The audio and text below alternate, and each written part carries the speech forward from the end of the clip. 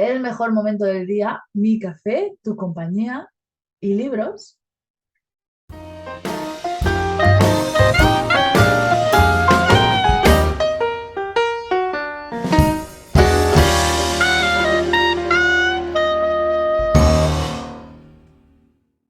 Soy Isabel López, fundadora de Trevolarium, que es la herramienta que utilizo para ayudar a los escritores a dar a conocer su trabajo. Y hoy está tomando conmigo café en esta taza tan curiosa que se bebe por aquí. Pues Tere Alvear, que es la autora del libro Caminos de Resiliencia, me cuentas tu historia. Y bueno, pues mientras esperaba que Tere se conectara, pues empecé a indagar un poco en el libro y empieza un poco fuerte, ¿verdad, Tere? Sí, Bienvenida a Trevolaro, muchas gracias por estar aquí. gracias a ti, con muchísimo gusto. Empieza con el libro empieza con una reseña o con un trocito, ¿no? De una escena de otro libro. Y después ya entras en materia, y cuando entras en materia, tela marinera. Sí, fíjate que una de las cosas que yo creo que me llevó justamente a hacer este libro es que desde que era chiquita, bueno, somos 7 hermanos, ¿no? Entonces, una de las cosas que mi papá hacía era, él era abogado y además era maestro en historia. Uno de sus libros, porque él escribió 36 libros, es el bestseller en el mundo académico aquí en México, ¿no? Que es Historia de México, precisamente. Y era No muy me buena digas. pluma, sí, muy buena pluma, como decimos aquí. Es que Porque, yo he leído ese libro. sí, de Historia de México de Carlos Alvear Acevedo.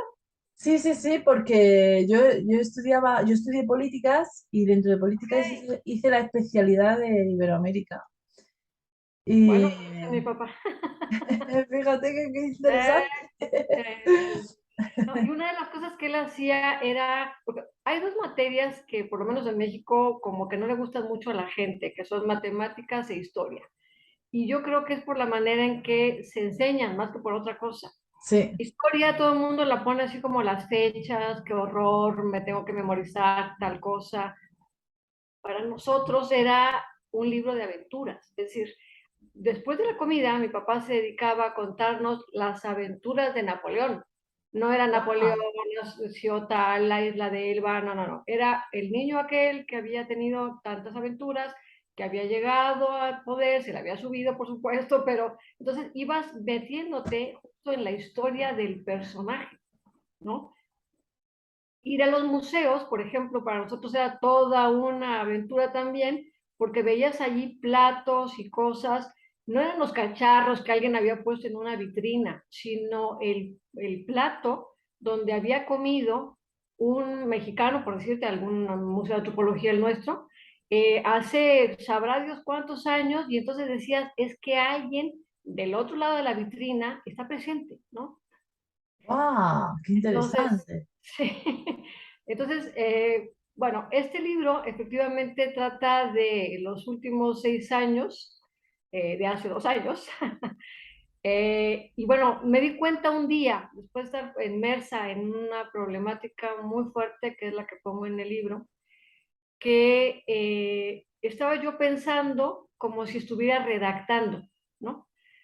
En realidad yo he escrito cosas que todavía no he publicado, tengo por ahí varios libros que quiero sacar en un compendio, pero siguiendo la trayectoria de mi papá, tengo hermanos que han escrito y que escriben muy, muy bien, ¿no? Hay uno de ellos que empezó, de hecho, su propia editorial, en fin, tiene libros allí del hombre lobo, pero no es el típico hombre lobo. Yo ojalá quisiera que alguien ese libro también lo leyera, o se lo voy a mandar al director del Toro para que lo vea, porque está genial, ¿no? Entonces, Pero cuéntame, ¿esa editorial sigue todavía vigente? sí, la tiene desde hace muy poquitos años, se llama Editorial Balam y Ah, él la está impulsando, ¿no? Entonces, aquí desde México precisamente. Entonces, bueno, ah, qué la interesante. cuestión está en que yo, por más que he escrito en la escuela, bueno, las redacciones y demás, y me sacaba muy buenas calificaciones, tenía la tontería de compararme con mis hermanos, ¿no? ¿Cómo voy a escribir yo una historia, un cuento, ¿no? Pues dije, bueno, estoy viviendo otro momento difícil. ¿por qué no lo escribo? A lo mejor le sirve a alguien también, ¿no? Entonces dije, bueno, mira, ya, aunque sea Muy como bueno. terapia, lo voy a poner. Y si le sirve a una gente, valió la pena y punto. Entonces empecé a redactarlo y efectivamente me sirvió como terapia, porque además no era solo la cosa de escribirlo, sino de poner en orden las ideas que yo tenía dentro y que tenía que sacarlas, y eso me ordenó el pensamiento. Yo en realidad tengo una mente bastante ordenada. Justamente una de las cosas que yo creo que me causó mayor problema es que estaba viviendo un caos. Entonces, a la hora ya de ponerlo palabras congruentes, lógicas, con una redacción que llevara a un cierto orden, me ayudó en ese sentido, ¿no? Y además también cuando escribimos sobre experiencias duras, también muchas veces es para equilibrar la injusticia, ¿no? O sea, vivimos algo injusto que no podemos resolver en esa vida real, pero en el momento de plasmar estamos creando nuestra propia justicia y ahí es donde equilibramos, ahí es donde sanamos. Por eso yo siempre digo que la literatura es irremediablemente sanadora, ¿verdad? Sí, efectivamente. Entonces, de hecho, una de las cosas que yo pongo al principio del libro es que mi papá nos contaba no nada más, bueno, historias de la vida real en el sentido de lo que es la historia, pero también nos metió al mundo de la ficción con un sentido muy especial, es decir, no para perderte en lo ilusorio, sino para poder encontrar la ilusión en la vida, ¿no? Entonces, Una, además me ha gustado muchísimo esa frase. Déjame que la busque porque es que me ha encantado precisamente. Que dices, no busco algo así como no busco para ilusionarme, sino para encontrar la ilusión del mundo. Bueno, mientras me cuentas la busco para leerla. está como en Exactamente. las primeras páginas, hay alguna cosa por el estilo. Y bueno, entonces se me ocurrió hacerlo de una manera particular, es decir, porque yo decía, bueno, esto es la resiliencia, me empecé a meter en el término, en los conceptos y demás, pero no se me antojó, por lo menos por el momento, hacer un libro sobre la resiliencia. Hay muchos, hay muchos, ¿no? Desde que el que escribió Boris Cyrulnik, el que relata también toda su cosa, pero él se va mucho porque quiere que la gente sepa qué es la resiliencia, ¿no? Que sale precisamente del mundo de la física, ¿no? Cuando un material pues regresa a ser el mismo después de que ha sido sometido a una serie de procesos, ¿no? Y pasado al mundo del desarrollo humano adquiere un tinte mucho mejor, porque no nada más es que regreses, sino que regresas mejorado. En realidad ya eres otro o eres tú mismo mejorado, por decirlo de alguna manera precisamente, ¿no? Entonces, conceptos de resiliencia, enfoques, en fin, son muy variados.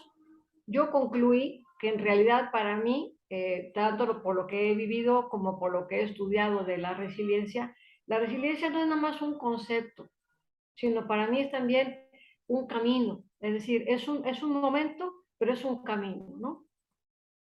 Además, Y un camino, quizás es el único camino que nos permite, eh, pues, no exactamente superar, que también, sino sobre todo encontrar soluciones, porque cualquier otro camino pasivo nos mantiene dentro de esa zona de confort dolorosa que no nos da soluciones de ningún tipo, que nos deja en el mismo sitio donde estábamos, ¿no?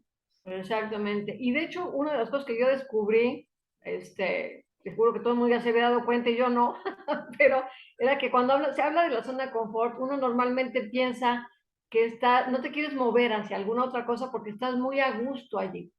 No, Pero no, también no. puedes estar muy, muy a gusto dentro de un dolor porque por lo menos lo conoces, ya sabes lo que es eso. De repente, como dice por ahí algún autor, todas las cosas que le metemos al cuerpo, de repente el cuerpo es memoria porque tiene todas las cosas químicas de sensaciones, de sentimientos que le has puesto allí. Entonces, la resiliencia tiene un triple papel en el sentido de lo intelectual, para que veas que lo que está allí, racionalmente hablando, para que tu espíritu vea que tiene que mejorar y que tu cuerpo sane. Entonces, el sentido de la resiliencia es todo un camino. Ahora, hay quienes la descubrimos cuando nos hemos metido en el hoyo y estamos queriendo salir, pero una de las cosas que yo también pongo en el libro, que es una idea que quisiera trabajar luego más a fondo, es el hecho de que no tenemos que esperar a que nos pase algo. ¿no? Tenemos que ir trabajando en ser lo mejor de lo propio. Me acuerdo que un amigo me decía, un día que estábamos discutiendo alguna cosa sobre si te saltaban, qué hacías, cómo reaccionarías, y él me decía, no, es que nunca vas a saber. Y yo le decía, ok, de acuerdo, hay cosas que no vas a saber cómo vas a reaccionar, pero si tienes la mente ya educada, formada en algo, eso es lo que te va a salir. Si estás pensando que todos los seres humanos tienen que mejor morir, pues a lo mejor eso es lo que te va a salir. Si piensas que tienes que tener mente fría para saber que la situación la tienes que controlar, eso es lo que va a salir. Entonces, por eso digo que la resiliencia es un camino que quizás hay gente que nace con ciertas cualidades, ciertas fortalezas mayores que otros, de acuerdo. Pero yo creo que es una cosa que se escoge también y que se puede tener y educar y acrecentar inclusive, ¿no? Es curioso que, por ejemplo, yo no soy muy de artes marciales, pero sí es verdad que cuando se enseña un arte marcial siempre hay una filosofía detrás que está precisamente enfocada en eso que dices, ¿no?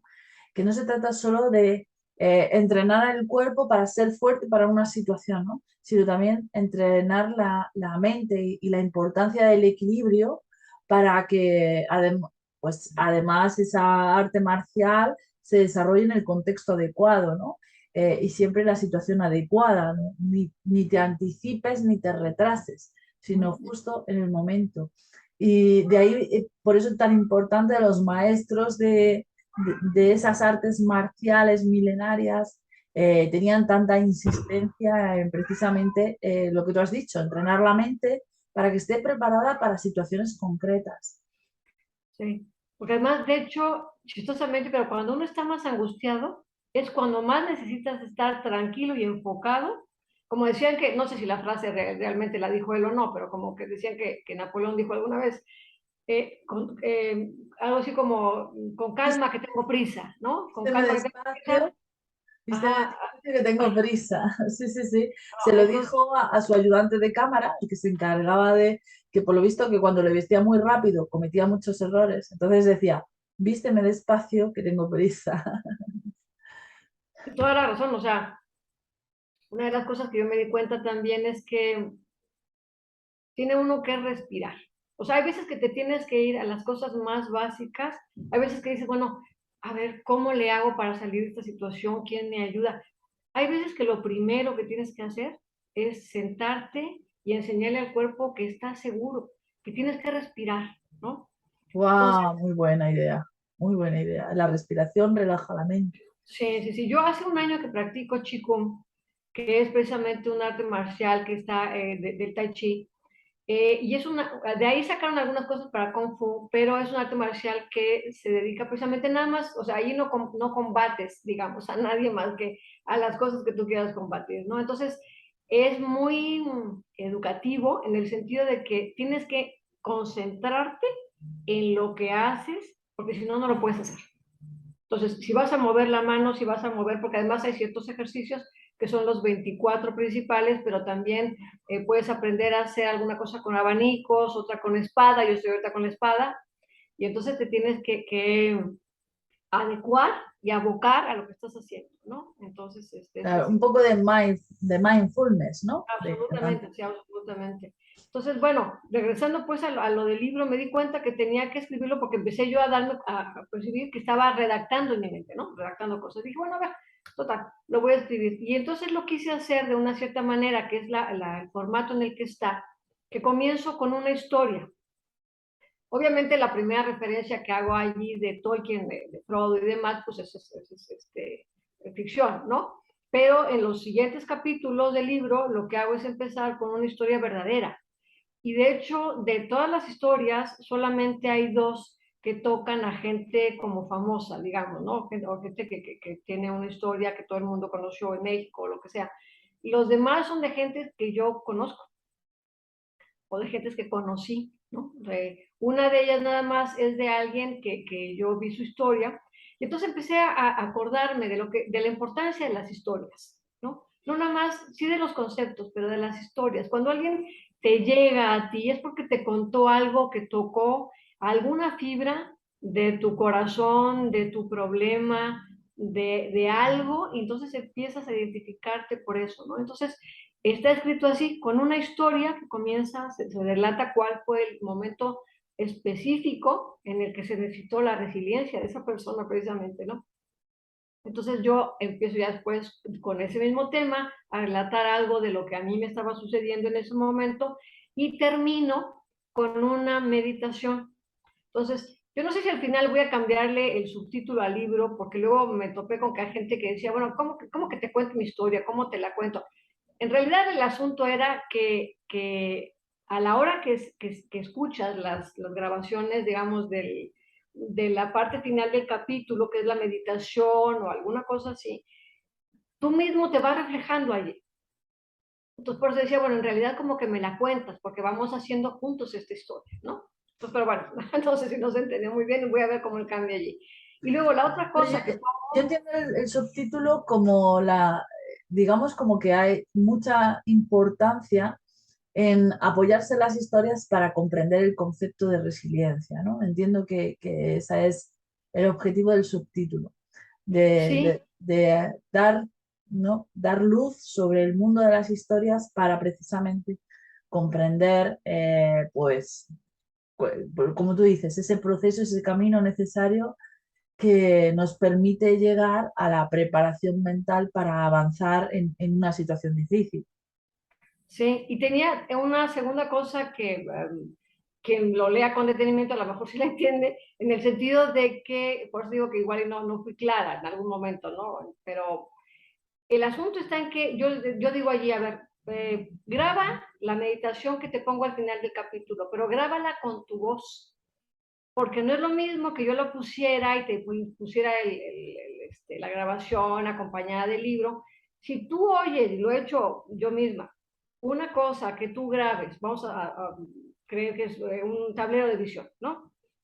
¿Cómo te ves en el 2025? Bueno, entonces empiezas a ponerte en tiempo presente, por ejemplo, y a decir, bueno, estoy yo con mi esposo en una casa grande, estamos recibiendo a todos nuestros amigos, tengo amigos por todo el mundo. Cuando tú te oyes, es completamente distinto a que si alguien guía la meditación. También tiene desde luego su valía enorme, pero para ciertas cosas es una fisura muy chistosa la que se forma cuando tú grabas. Entonces lo que sugiero yo, a lo mejor al final lo que voy a hacer es un audiolibro, ¿no? Pero bueno, lo que le sugiero a la gente, a lo mejor a alguna le da flojera, es que tú grabes la meditación y entonces tú grabándola, estás contando tu historia.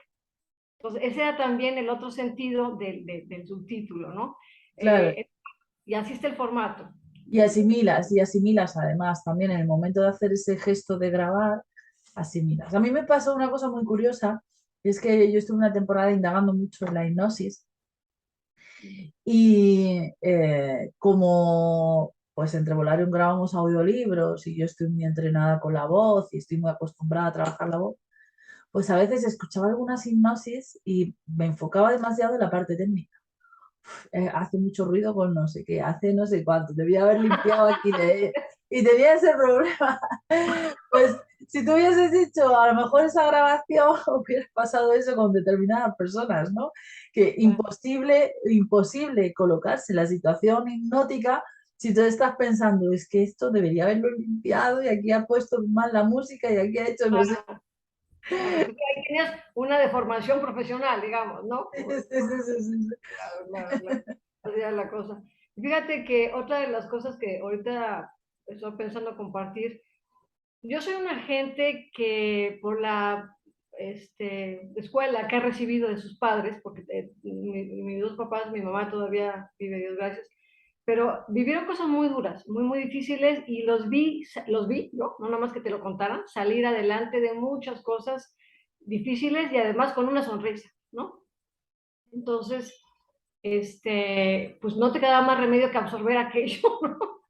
Pero Entonces, difíciles porque eran tiempos difíciles en el país o difíciles por porque, las dos cosas, o sea, haz de cuenta, mi papá de chico, él tenía un papá que fue general del ejército, ¿no? wow, Entonces, mal, y se murió de una manera, no, pues bueno, no que la muerte sea agradable, pero muy espantosa, o sea, lo traumática. secuestraron, lo sí, muy terrible, estuvo muy mal, muy feo.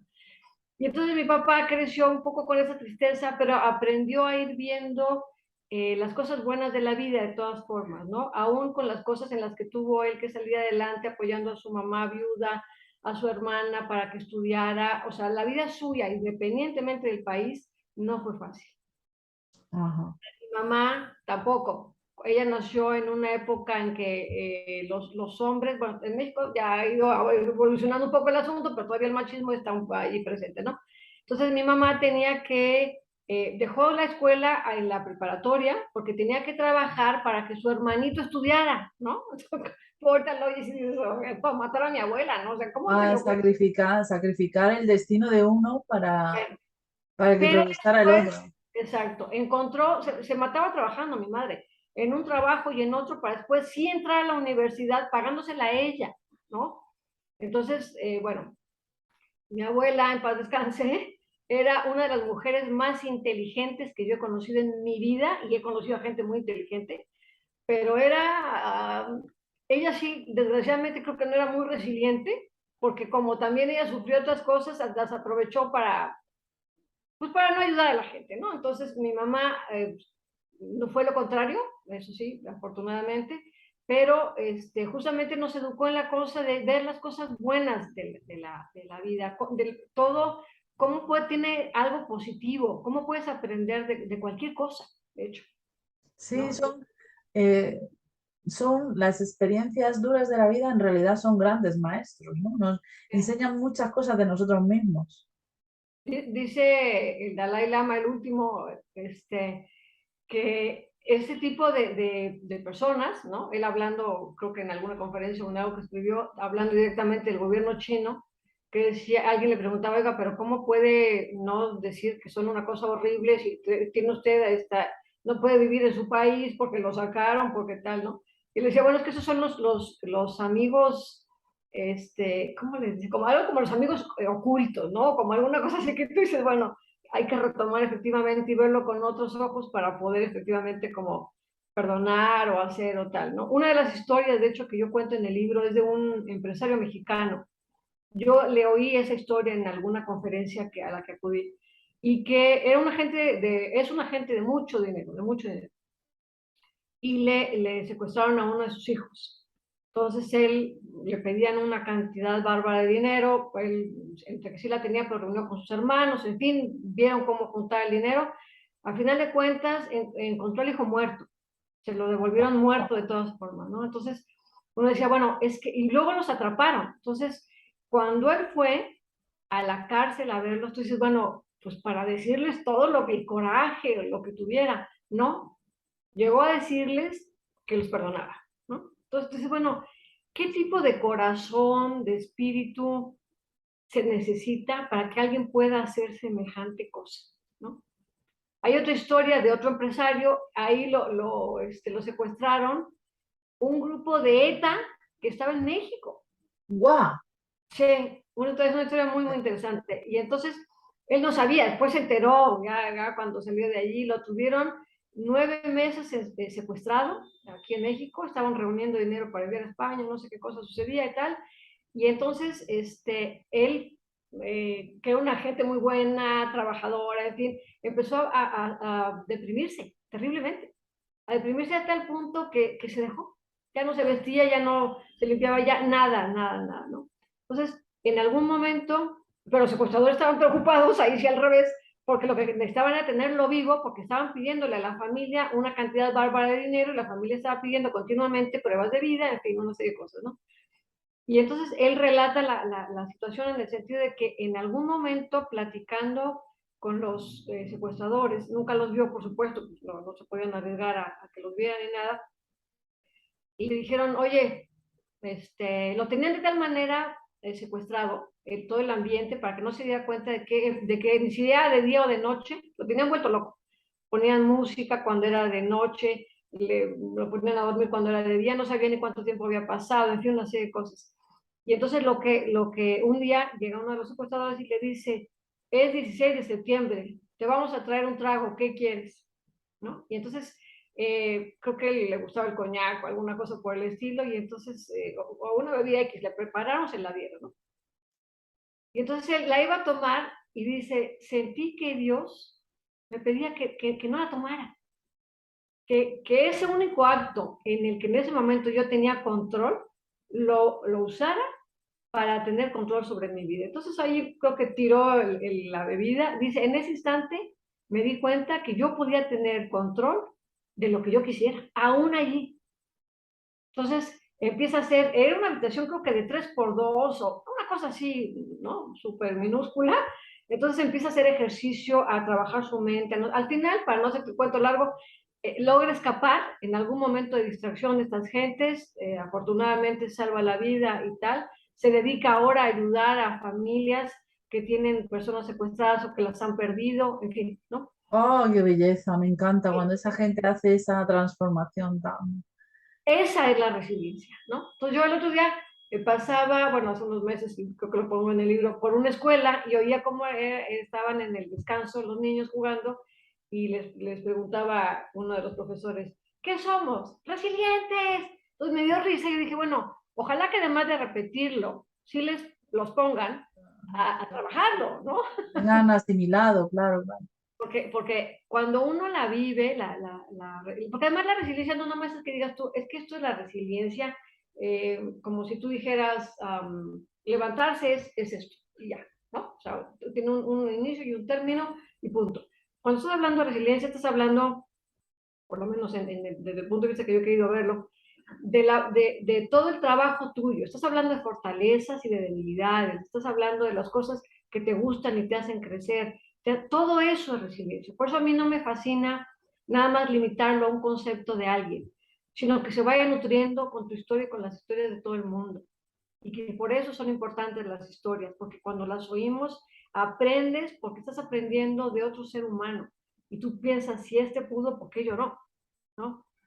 Entonces, un día iba yo caminando al mercado, acababa de pasar también alguna cosa terrible de todo ese mare magnum de cosas que estaba yo viviendo. Normalmente yo soy gente que lucha, que hace, que tal, ¿no? Me paré, me di cuenta que estaba llorando en la calle. Yo dije, bueno, ¿qué le pasa? Y dije, ya no quiero seguir. Y me paré tal cual, así, ya no quería caminar ni en la calle, ¿no? Y dije, a ver, no, no, no, no, no, no. Ahí fue cuando me asusté y dije, tú no eres esa. Necesitas ayuda. Y dije, a ver, la primera ayuda, porque no tenía ni dinero para pagar a un psicólogo, que, olvídalo, las finanzas estaban bastante deterioradas. Y dije, a ver, pero ¿cómo me ayudo? ¿No? En ese sentido también de cuando necesitas ser amigo tuyo, ¿qué haría tu mejor amigo? Acogerte, no juzgarte y escribir un libro. Entonces empecé a escribirlo y pongo allí cómo es como efecto dominó todo lo que hacemos. Y las cosas pequeñas que empezaron a ayudarme a mí. Había otro día que efectivamente también estaba en el mercado y andaba yo con un nudo en la garganta, ¿no? Y estaba junto a mí un señor que llevaba a su bebita en la carriola. Lo estaba atendiendo la señora que después me iba a atender a mí. Entonces volteé a ver a la niña y la niña no estaba sonriendo en ese momento. Cuando volteó conmigo, me regaló una sonrisa tan hermosa que me hizo el día. O sea, olvidé como la pena porque sentí que una niñita sin darse ya cuenta acababa de lanzarme un salvavidas, ¿no? Entonces yo pongo en el libro que cuando esa niña crezca, ojalá alguien le devuelva el favor, ¿no?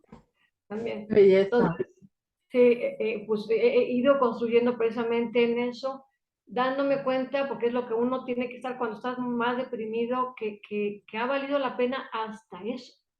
Si no que rescatas, ¿no?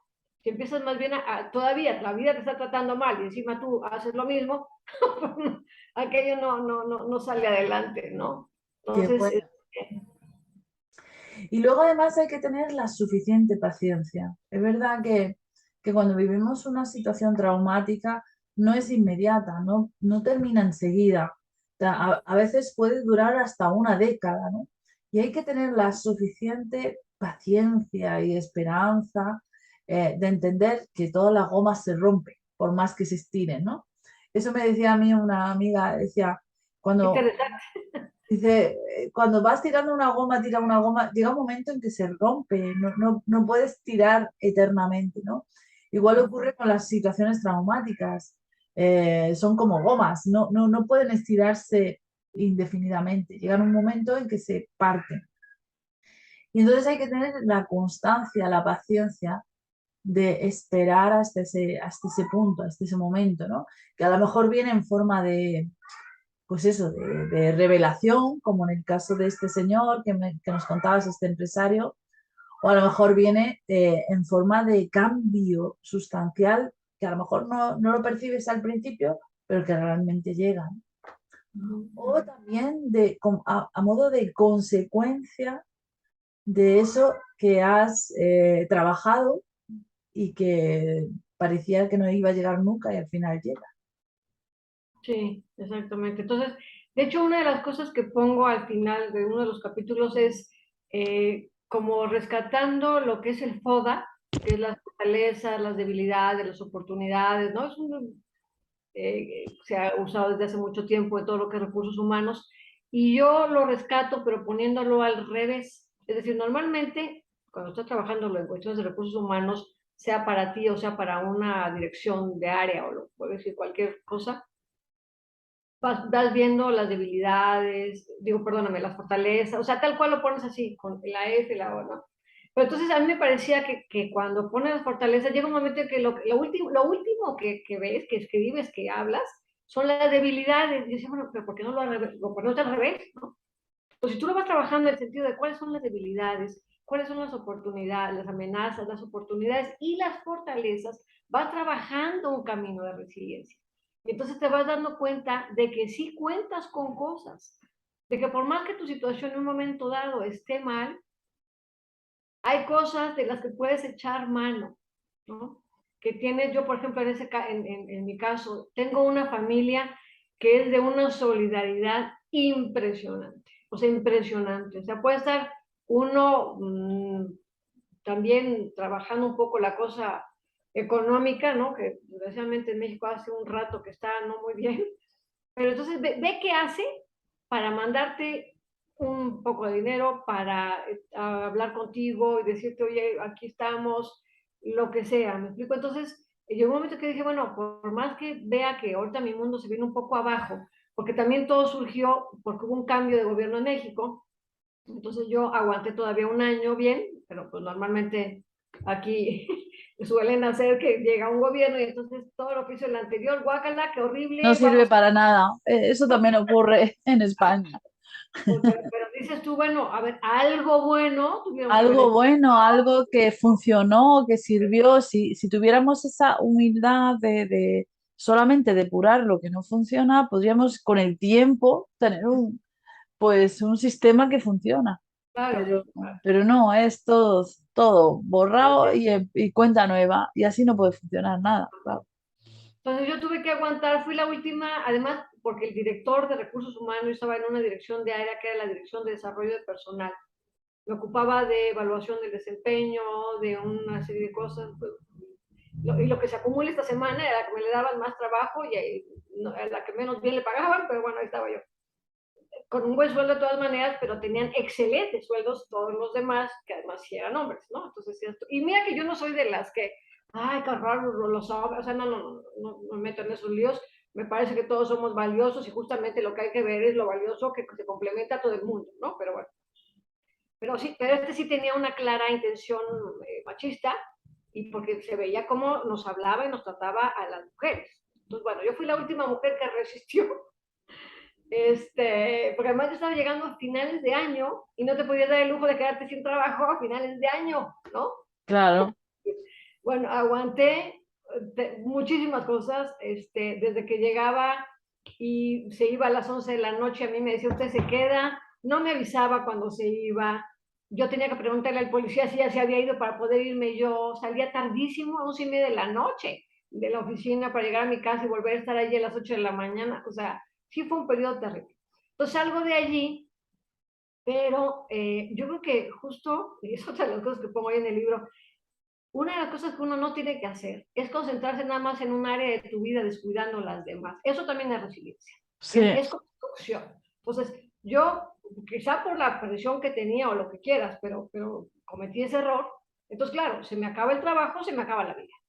y en el sentido de económico, en el sentido de construcción de proyectos, en muchísimas cosas, ¿no? Y la autoestima y la Sí, sensación de valía personal, o sea, son muchas cosas. ¿no? Entonces, aparte estaba viviendo con mi pareja de ese momento, que no resultó ser como el mejor hombro amigo en el cual llorar, sino que vio que se estaba viniendo abajo el asunto y ¿qué crees? Se fue, ¿no?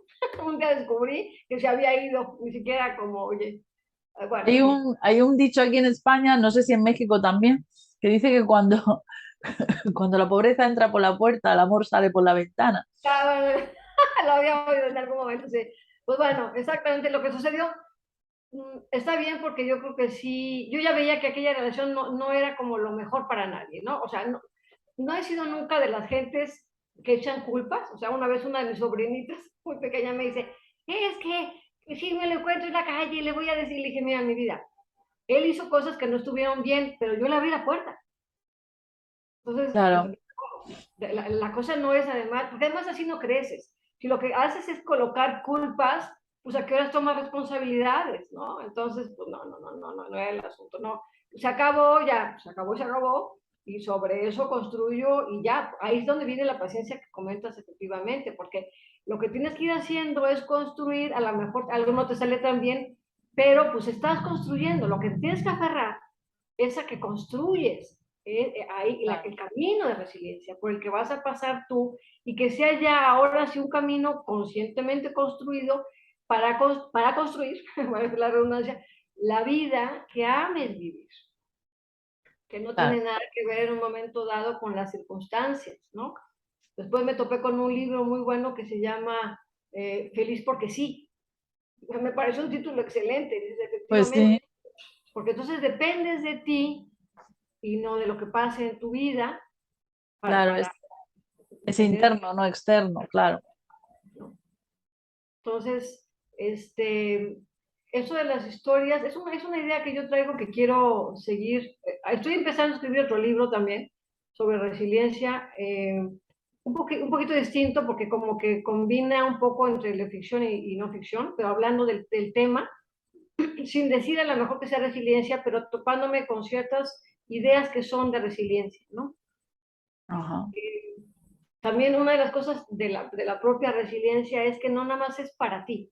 Es decir, cuando uno va, y así de sencillo es la cosa, en la calle, ¿qué le son? Claro, ahorita con el cubrebocas todavía lo tenemos aquí en México, no se nota, pero cuando tratas bien a alguien, si eres un mesero, pues te haces lo mejor por servir al que le estás dando la comida.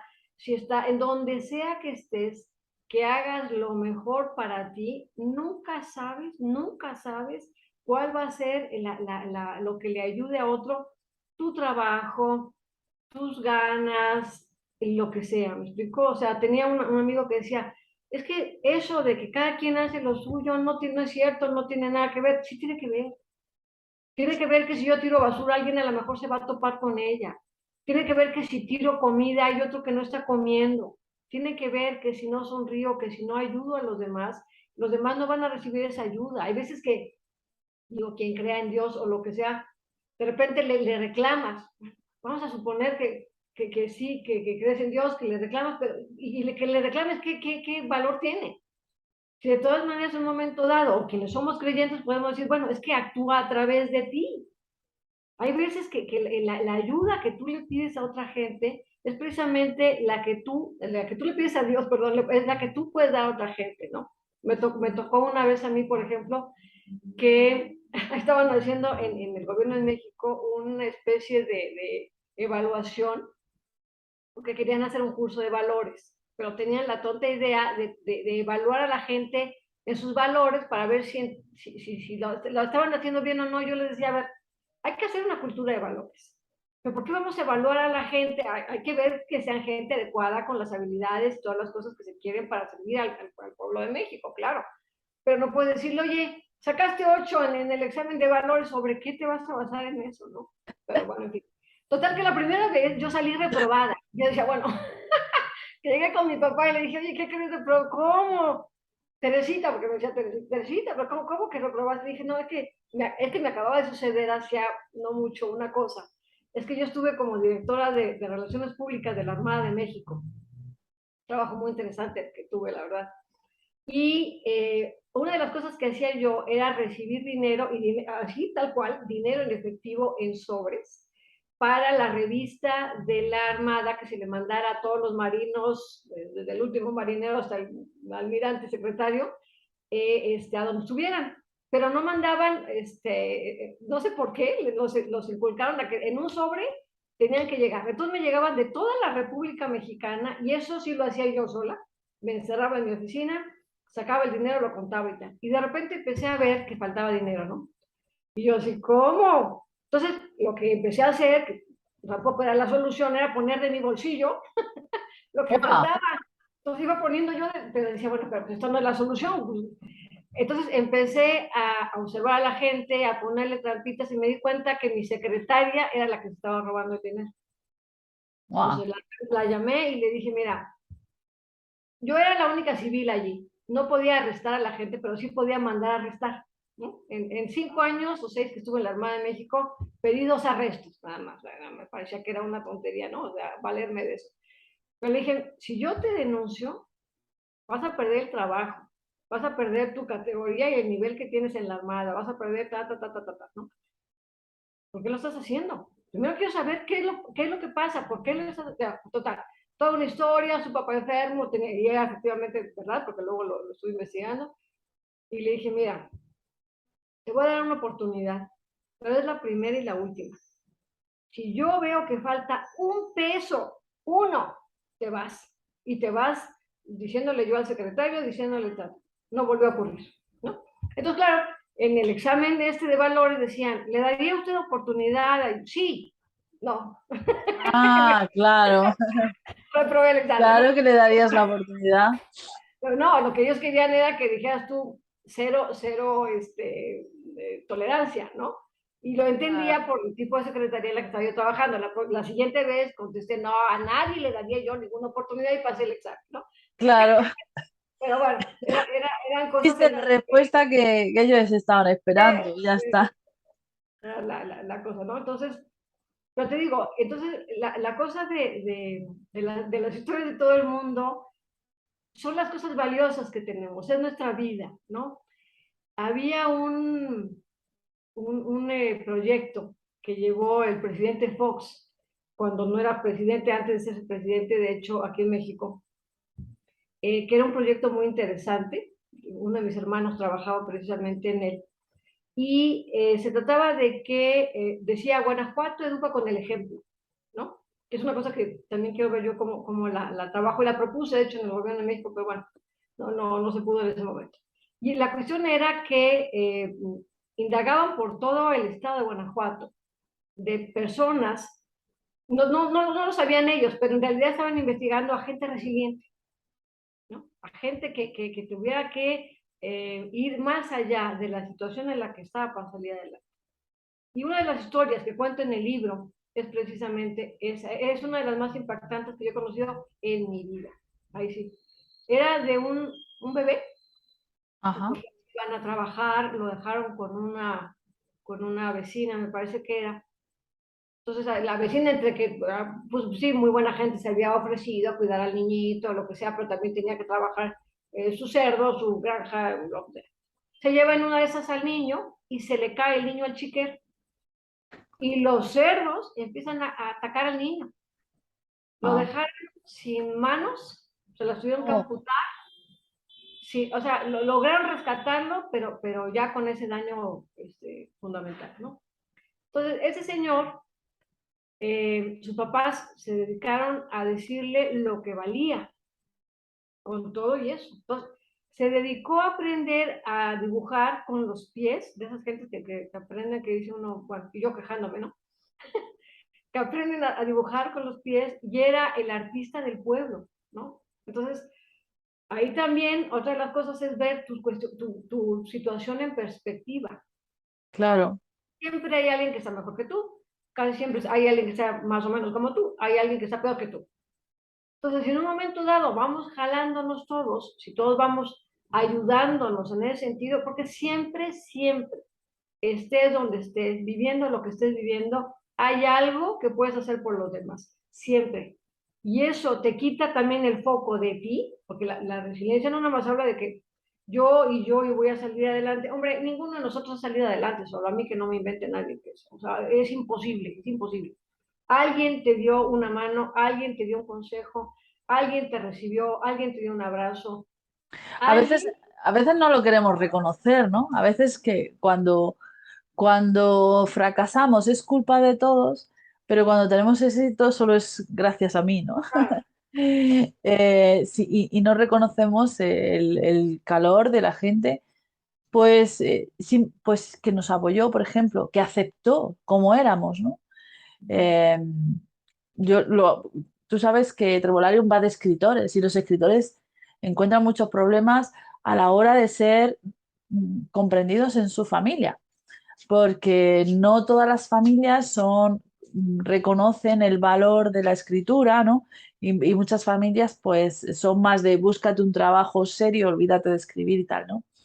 Entonces, cuando un escritor progresa, pues en el fondo progresa porque su familia lo aceptó como era, ¿no? ajá, Hablamos de escritura como hablamos de cualquier cosa, ¿no? De un pintor, de un cantante, eso es porque en algún momento las personas que estaban cerca de él, pues alentaron ese camino.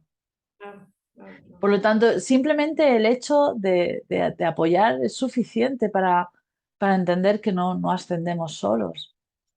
claro. Y eso no nos quita nada, ¿eh? O sea, No am, nos quita nada porque la decisión final es nuestra. claro, Efectivamente, es una gran frase lo que acabas de decir. No nos quita nada. Al contrario, nos da la suerte, la aventura de venir acompañados de almas generosas que nos apoyan en nuestro camino, ¿no? En nuestra misión. Yo siempre digo que cuando tenemos una vocación, en realidad tenemos una misión. Es algo que hemos venido aquí para hacer. Y por lo tanto, pues quienes nos apoyan son nuestros compañeros de misión. ujú, ujú. Sí, efectivamente, que yo le soy profundamente agradecida, por ejemplo, bueno, desde Tolkien, desde aquí, ahorita que estoy en mi estudio, tengo libros. Me da risa porque efectivamente cuando me he cambiado de casa, de repente lo de la mudanza me dicen, oiga, ¿qué tiene aquí? Libros, ¿no? Las mayores cajas son libros. Entonces, con eso te metes a un mundo que es de otras personas, pero que tú estás atestiguando, ¿no? Sea de ficción o no ficción. Aún la ficción tiene cosas efectivamente de valores, de cosas que puedes ir tú poniendo en perspectiva, ¿no? Entonces, uno de los libros, por ejemplo, que a mí me ha marcado muchísimo, y lo menciono de hecho en el libro para tomar una frase, bueno, un parrafito en el que él cuenta algo, es de Víctor Frank, ¿no? El hombre en busca de sentido. Yo cada vez que leo ese libro lloro. Literalmente, ¿no? No, sí, es que tiene una particularidad Víctor Frank, y es que no es, o sea, sí, el pueblo judío ha sufrido mucho y demás, eh, pero también en la Segunda Guerra Mundial no fueron los judíos contra el mundo. Hubo gente de todo tipo, gente bien Claro. vestida, o sea, los que sufrieron fueron muchos, no nada más ellos, ¿no? Y él no se centra en nosotros, pobrecitos, no se centra, perdón, y lo dice al principio de su libro, ya han sido escritos muchos libros describiendo especialmente lo del campo de concentración. Yo quiero describir como el día a día de lo que se vivía aquí, ¿no? Y tiene la valentía y la objetividad de hablar inclusive allí que había algunos de la SS que no eran tan malos como los que eran los ponían como jefes algunas zonas del campo de concentración, ¿no? Decía, esos eran los peores, porque además esos eran de los propios prisioneros. Digo, con mucha Claro. inteligencia, algunos de los alemanes los ponían precisamente porque sabían que querían quedar bien con ellos y que iban a ser terribles, y eran terribles con los otros prisioneros, ¿no? Pero entonces al final, cuando ya del último campo de concentración, porque todo el mundo cree que Víctor Frank estaba nada más en Auschwitz, no, estuvo en 4. Entonces, del último del que sale, que ya venían todos los aliados, ¿no? A tomar los campos de concentración y tal, ya los alemanes habían huido, pero se quedó por allí uno de los guardias que había sido como muy humano con las personas. y quienes lo defendieron de los rusos que venían llegando fueron Víctor Frank y un amigo suyo. Y eso es reconocer en el sentido de lo que es lo propio, de lo bueno en cualquiera, ¿no? Entonces, es una de las cosas por las que yo encontré el sentido de cómo salir adelante nuevamente, cuando me acordé también del libro de Víctor Frank, en el que decía, bueno, en su práctica él decía, una gente que quería como estar cerca de la muerte por algunas circunstancias, ¿no? Yo, de hecho, tuve por ahí alguna cosa, y lo pongo en el libro, ahí con la mayor valentía de la que fui capaz, que tuve dos escenarios muy cercanos a eso, ¿no? También. Y por eso cuando ya topas consuelo de verdad en el centro de la tierra, cuando dices salgo adelante o me quedo aquí. Entonces él decía, bueno, le preguntaba yo a la gente, bueno, ¿y por qué no te suicidas? Casi siempre todo el mundo vive, bueno, no, es que tengo a mi familia. Entonces ibas encontrando el sentido. Entonces, cuando vas encontrando el sentido de tu vida, le da sentido a tu vida, ¿no? Entonces vas Yo, trabajando tu vida para que tenga sentido, ahora sigo repitiendo todo en diferentes circunstancias y contextos.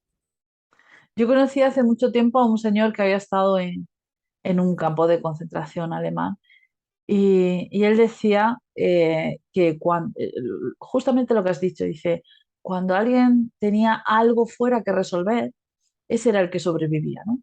El que tenía que, pues no sé, reencontrarse con un hijo perdido, con una madre perdida, con lo que sea, o que tenía un plan, ese que tenía un plan, ese era el que sobrevivía, ¿no? Los que no tenían plan son los que acababan muriendo, los que no tenían una motivación. Y también contaba una anécdota muy interesante que, pues, de algo que ocurrió en el campo, no sé, o pues que hubo una matanza, lo que sea. No me acuerdo exactamente, pero me acuerdo de la frase, ¿no? Porque dice que alguien dijo, ¿dónde está Dios? ¿No? Y él pensó, pues justamente aquí es donde está Dios, ¿no? Ah, justamente aquí, apoyando y ayudando, ¿no? Manteniéndonos en brete en esta situación tan dura y tan difícil. A mí aquella charla, la verdad es que me impresionó, se me quedaron esas dos ideas y nunca, y sobre todo eso, la idea de sobrevivían los que tenían una motivación, algo pendiente por resolver. Y luego encuentras el sentido en las cosas que menos, o sea, si estás abierto en las cosas menos, a veces hasta en las más cotidianas, ¿no? Hay un párrafo de la obra de Víctor Frank que precisamente retomo también yo en el libro, y él decía que había dos grupos de gente que eran los que morían efectivamente como más fácilmente. Uno de ellos, lo que tú acabas de mencionar efectivamente. Y otro era el que decía, bueno, a veces nos daban de comer un pan, o sea, ya con moho, duro, ¿no? Pero pues ya tu comida. Y entonces había alguien que tenía menos o más, o lo guardaba, o lo que fuera. Y decía, había gente que compartía su pan. Entonces, pero claro, por compartir su pan, por quitarse lo que quedaba de su zapato, que a veces ya ni eran zapatos, o sea, lo que fuera, por compartir lo que sea, eran los que estaban más expuestos al frío o a las enfermedades. Y entonces dice una cosa que a mí se me quedó muy grabada y es esta. Los mejores de entre nosotros no regresaron. ¡Wow! ¿No? Entonces yo le pongo una cosa que yo creo que le daría risa a Víctor Frank, porque pongo, a ver, que me perdone Víctor Frank, pero sí regresaron. Y regresaron con ese relato suyo diciendo que habían sido generosos y valientes. Y esas Claro. personas a las que yo no conocí, que me conmueven profundamente pensar que habían sido generosos y valientes, acaban de darme una lección de vida a la que me aferro y a la que tomo para seguir yo adelante, ¿no?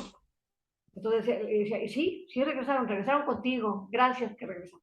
Y permitieron que otros regresaran también, que eso también es importante, ¿no? Gracias a ellos, otros se mantuvieron y otros avanzaron, que eso también es importante tenerlo en cuenta. Yo hace pues unas décadas hice un viaje a Cuba y tenía una amiga allí y me contaba lo que era el periodo especial. El periodo especial es en el momento aquel en el que cae Rusia, ¿no? Cae Rusia digamos que se abre de nuevo al mercado, tiene esa caída importante, cae el telón, o sea, esos años 80 en los que Rusia empieza a romper con esa guerra fría que había entre los dos mundos. Y entonces Cuba, que estaba en medio, pues de repente queda desangelada, porque la verdad es que Rusia durante todo ese tiempo estuvo manteniendo a Cuba. Así es. Y Cuba vivía muy bien, eh, vivía encerrada en su mundo, pero muy bien porque estaba mantenida. Cuando cae Rusia, cae Cuba, obviamente. Entonces entra un periodo que es el periodo especial en el que de repente no había nada de comercio exterior, no había ningún tipo de ingreso y entonces el pueblo empieza a entrar en la hambruna. Y mi amiga que vivió todo eso me contaba que, que en su pueblo ese periodo especial fue, aparte de difícil, fue muy hermoso porque todo el pueblo empezó a sacar lo que tenía. Uno tenía un plátano, otro tenía un no sé qué, y hacían una comida conjunta y gracias a eso pudieron sobrevivir, ¿no? Uno tenía más, otro tenía menos, pero gracias a eso todo el pueblo se pudo mantener porque entre todos compartían. Sí. Y muchas veces pues la generosidad, bueno, en este caso la solidaridad o la colaboración hace que el grupo sobreviva, salga adelante, ¿no? Lo que pasa es que en situaciones como la que planteas, ¿no? De una situación de crudeza, de crueldad, donde hay un grupo que domina a otro, pues cada uno reacciona de una manera distinta en función de lo que entiende que es sobrevivir, ¿no? Mientras que unos son más colaboradores, otros son más ruines, ¿no? Más miran para lo suyo. Otros se vuelven, como tú dices, los más peligrosos incluso que hay de todo en la viña del Señor, ¿no? Como se suele decir. Entonces, bueno, pues supongo que, supongo que cada uno tiene una visión diferente de lo que es resiliencia y de lo que es sobrevivir, en el fondo.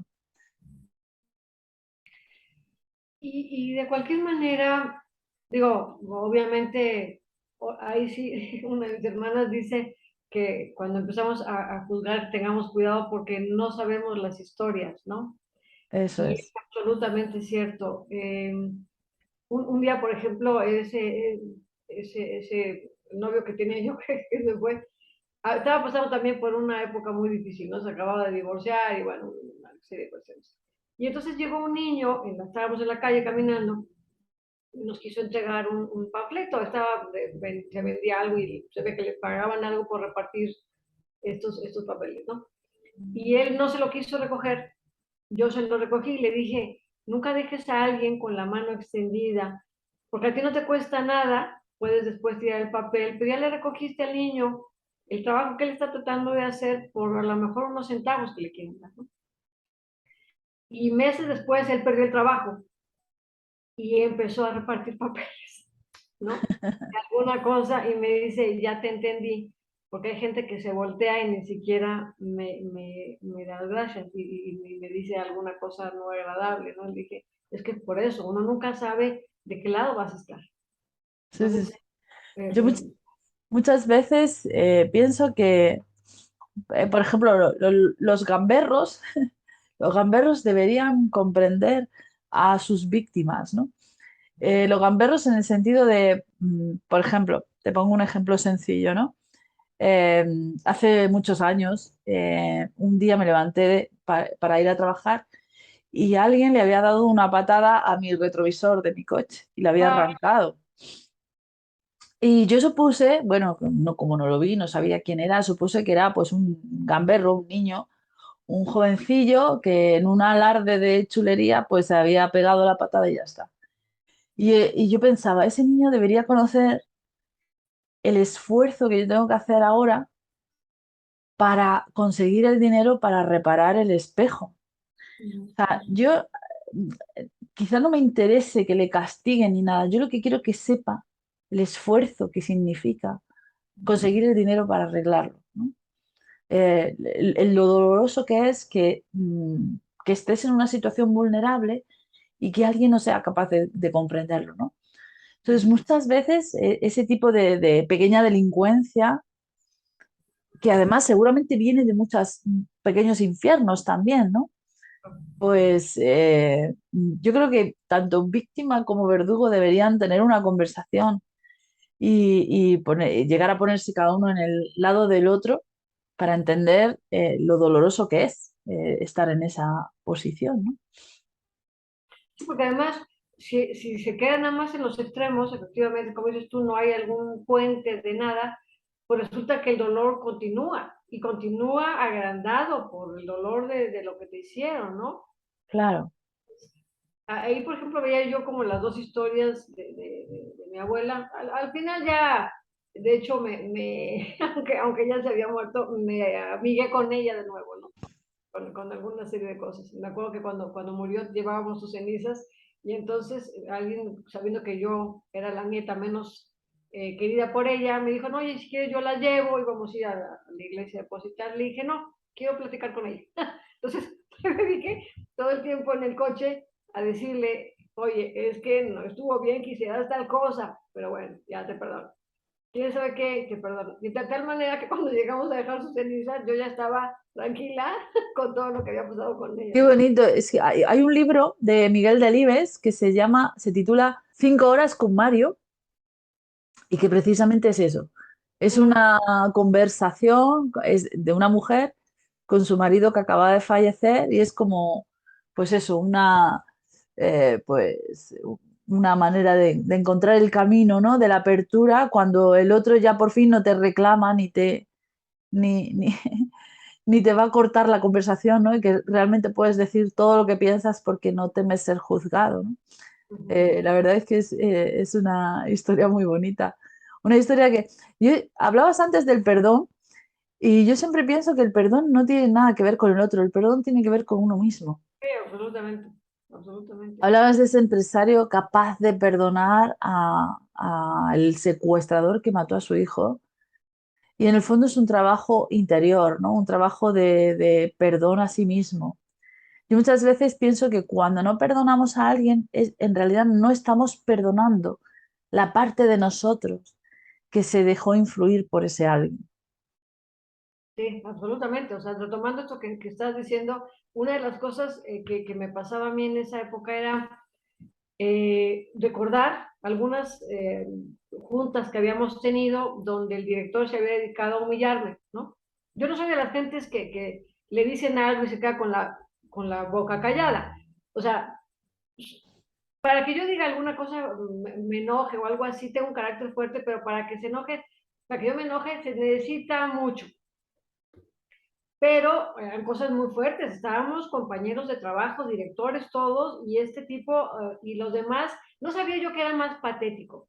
Si él, diciendo las tonterías que estaba diciendo, si los otros, que eran hombres y tenían la cabeza agacha, porque ninguno se atrevía a defenderme ni decir siquiera algo, o yo que no podía decir nada, y que no quería en ese momento porque estaba a punto de terminar el año y no podía jugarme el trabajo, ¿no? Entonces, bueno, que era más patético, no lo sé, pero era para mí tan doloroso que entonces lo que hacía era tener conversaciones imaginarias con el tipo diciéndole todo lo que me parecía, ¿no? Decías, bueno, hasta que llegó un momento en que dije, a ver, ¿qué caso tiene esto? Estoy yo, el tipo ya está tranquilo en su casa y yo lo que tengo, estoy aquí cargándolo. Entonces dije, el perdón efectivamente, como bien dices, es alivio, es dejar ir. O sea, como dice la película de Kung Fu Panda, que me encanta, también la pongo en el libro porque me parece que tiene cosas geniales. Sí, sí. Es, ya no importa. Si liberas al otro, te liberas tú y entonces tienes ojos para ver un nuevo camino que esté libre, por favor, de todo eso que te echaron, que cachaste y que hiciste tuyo, ¿no? Me encanta la idea esa de desbloquearse para de repente tener otras visiones, ¿no? Normalmente cuando estamos enfrascados en esa tragedia, en eso que nos ocurrió, en eso que nos ocupa, no, tenemos, digamos, solamente una visión, no perdemos toda la visión lateral y entonces dejamos de poder trabajar en otras áreas. Como tú bien decías, la resiliencia implica tener presente también otras áreas de nuestra vida, no aquello que nos ocupa. Ayer estaba escuchando a una persona en una conferencia también en línea que decía, es que hay gente que vive 99 años y hay gente, o sea, que vive 99 años y vive esos 99 años. Y hay gente que vive un año, 99, o un año repetido en 99. ¡Wow! ¡Qué O sea, buena frase! de por sí, dicen los científicos cuánticos, ¿no? Que la cantidad enorme de pensamientos que tenemos al día, cerca del 70-80% por ley, son los mismos de ayer, ¿no? Entonces, si no estás pendiente, algunos serán los mismos, vamos, es la misma taza de café, pues es la misma computadora, sé que estoy pensando que la voy a aprender, va. Pero hay otras cosas en las que estás allí y allí y allí. Entonces, en lugar de vivir 99 hermosísimos años con cosas diferentes que te des tú la oportunidad, resulta que es el mismo año repetido en 99 años. Entonces, imagínate que acabas de adquirir una sentencia de muerte tú solito y te pusiste allí ya la lápida encima, ¿no? ¡Qué horror! Qué bueno, qué bueno. Bueno, es cierto también, y esto ocurre sobre todo pues, en situaciones traumáticas, que nuestro cerebro empieza a generar pensamientos repetitivos, ¿no? Una y otra vez, en plan obsesivo, y es muy difícil controlarlos. Yo siempre pienso que la mejor manera es, pues, sobre todo, ampliar nuestros conocimientos. Cuando ampliamos nuestros conocimientos, ampliamos nuestra capacidad de resolver circunstancias, ¿no? Y dejamos de repetir, como tú dices. Pero en este caso, pensamiento repetitivo, que normalmente tiene mucho que ver con la ansiedad, con situaciones de estrés postraumático y todo eso, pues quizá ahí tú hablabas de meditación, hablabas de calmar mente, de respirar.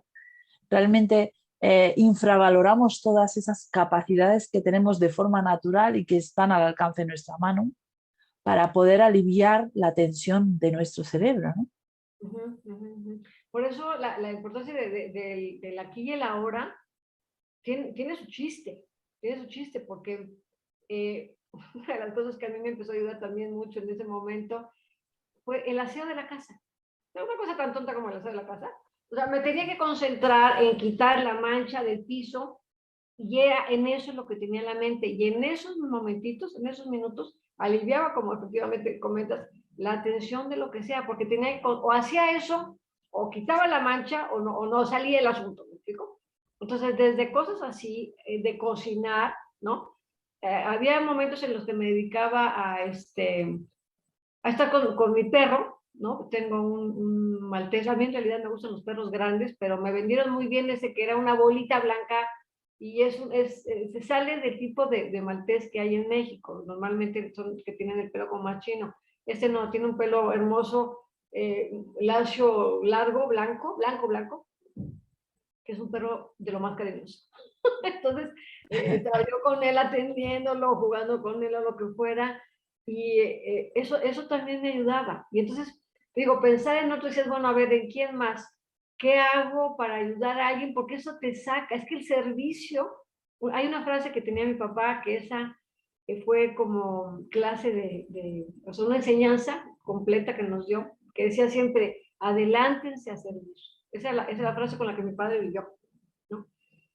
Wow. Entonces, sí, decías, bueno, además viniendo de alguien que tuvo carencias, que tuvo que salir por sus propios medios, hacer 2 carreras, escribir 36 libros, ser editorialista de uno de los periódicos más importantes de México, enfrentarse con sus libros a un presidente que hizo mucho mal, que todavía vivía, estando en peligro su familia, que le hablaron de gobernación para decirle, oiga, si está en peligro, nos dice un montón de cosas, o sea, para escuchar lo que el señor decía, ¿no? Entonces, empecé a visitar a una de mis vecinas, que de hecho es la dueña del departamento que yo rento, que estaba enferma. Entonces, estando con ella, te sentías tú enriquecido de poder dar algo.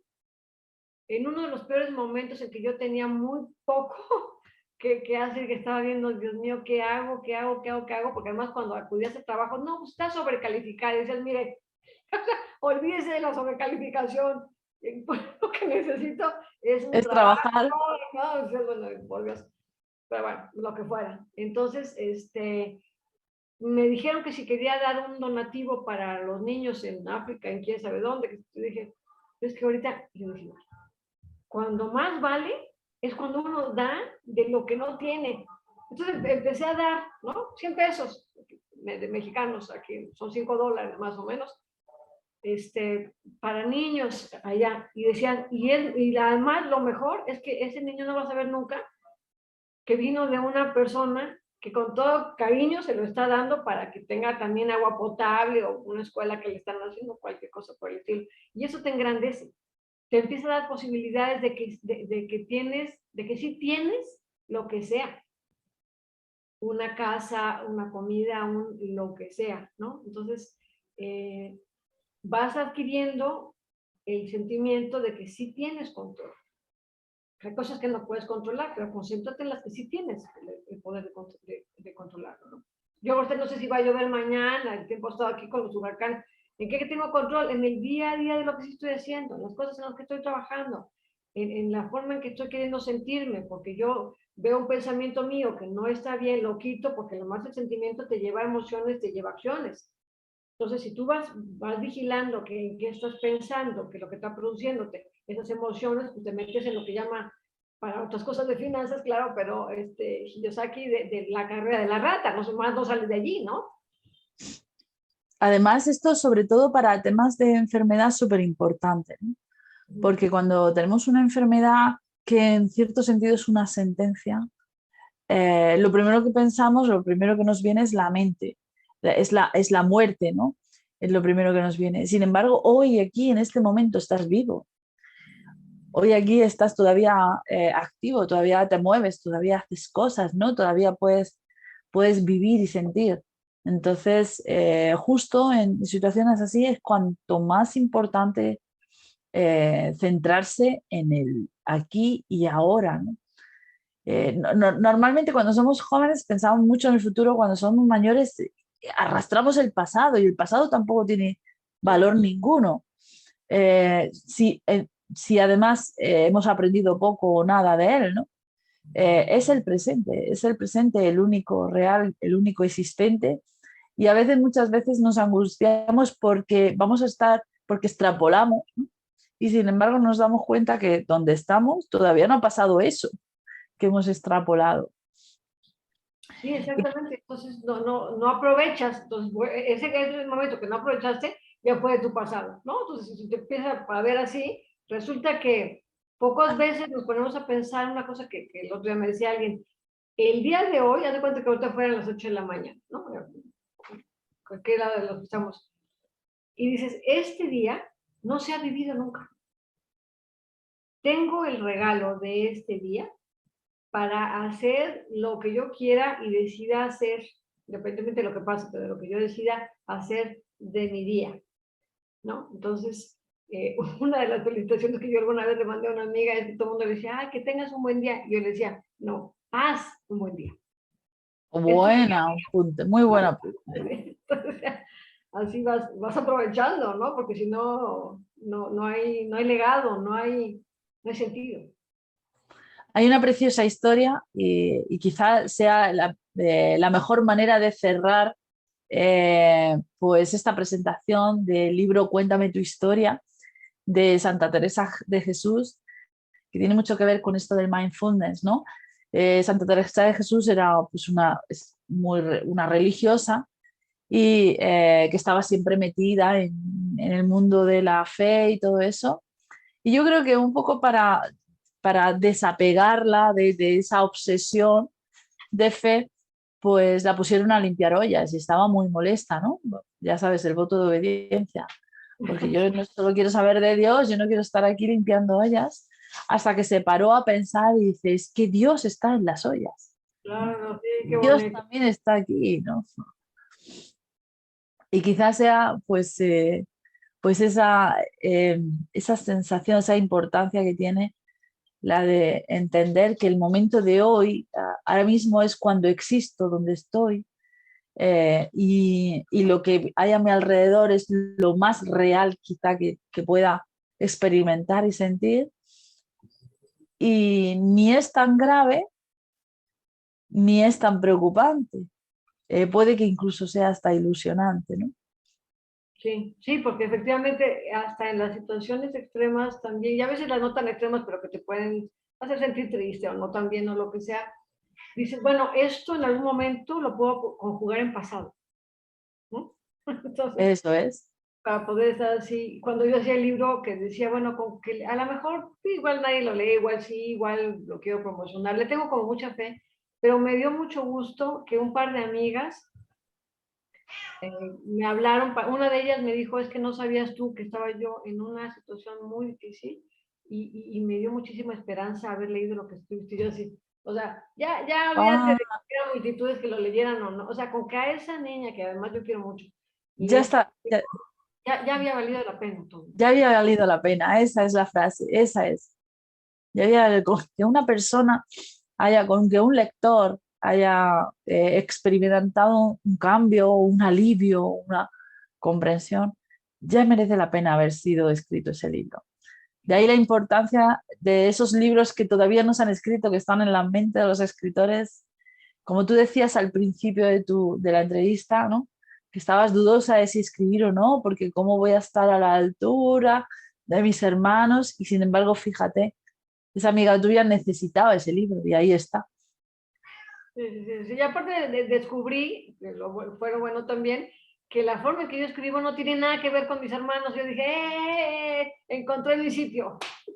Muy bueno, muy, la voz literaria, la importancia de la voz, cada uno tiene su voz y además cada uno tiene su lector, que eso también es importante. Sí, sí, sí, sí, sí. Pues precioso caminos de resiliencia, ¿no? Lleno de historias increíbles que merece la pena leer y que además está disponible en Amazon. En la caja de descripción de esta entrevista dejaremos el enlace para que la gente pueda entrar, dejaremos el enlace del mercado mexicano, porque tú lo publicaste, imagino, desde el KDP mexicano, y también del mercado español para que la gente de España pues también pueda acceder al libro y pueda descargarlo, porque merece la pena todas esas historias. Y además tiene un comienzo que merece la pena también comprender. Pues Muchísimas muy, gracias. yo siempre brindo y en esta ocasión pues voy a brindar por, pues quizá por el presente, ¿no? Por el presente, por el aquí y ahora y este café que compartimos, ¿verdad? Por el regalo enorme de haber estado aquí. Muchísimas gracias. Muchísimas gracias a ti también, Tere.